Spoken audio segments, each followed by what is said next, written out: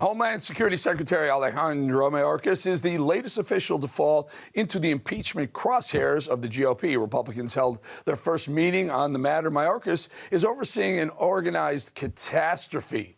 I wouldn't even call it organized at this point. He hasn't just failed to secure our border. Mayorkas actively frustrates attempts to do so by the Border Patrol, going so far as threatening to sue states like Texas for attempting to stem the tide of illegal immigration. Let's bring in Texas Congressman McCaul. Congressman, good to talk to you. So your governor got a couple of lawsuits. They try and sue you. You put some razor wire up to keep people out. It works, and they want to sue you to take that down.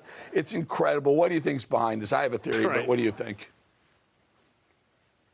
Well, it's all politically motivated. It's not by accident, it's by design. I mean, the idea they're suing my home state of Texas for trying to enforce the laws that they are not capable of doing.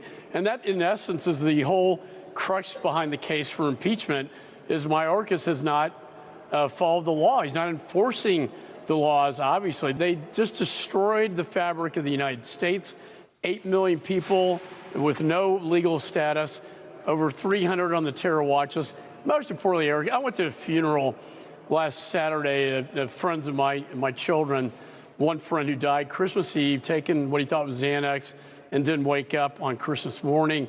We have 150,000 people dead now because of fentanyl. That is 3 times the amount of people we lost, Americans that we lost in Vietnam. This has to stop. Yeah, it has to stop. I have a personal story attached to that fentanyl.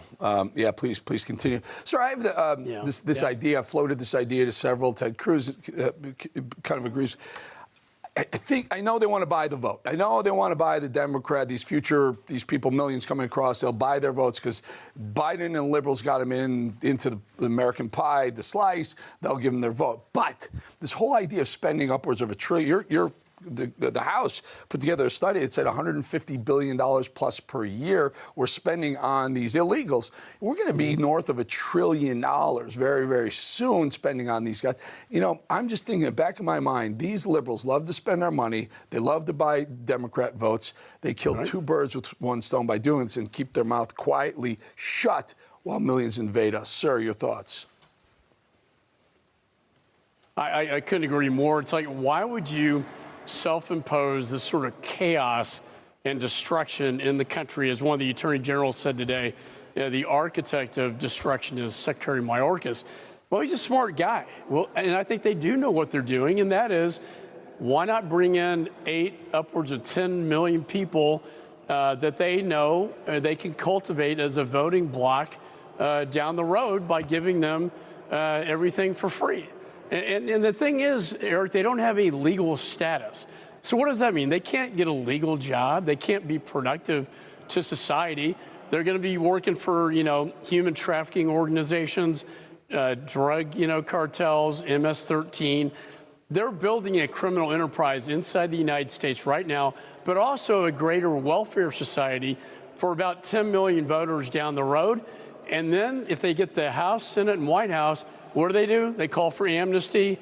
Boom. They're in for years and decades, maybe. And that's what we got to stop. All right, folks, don't go Thanks, anywhere. Eric. Thanks for having me. Much more balance next. Straight ahead.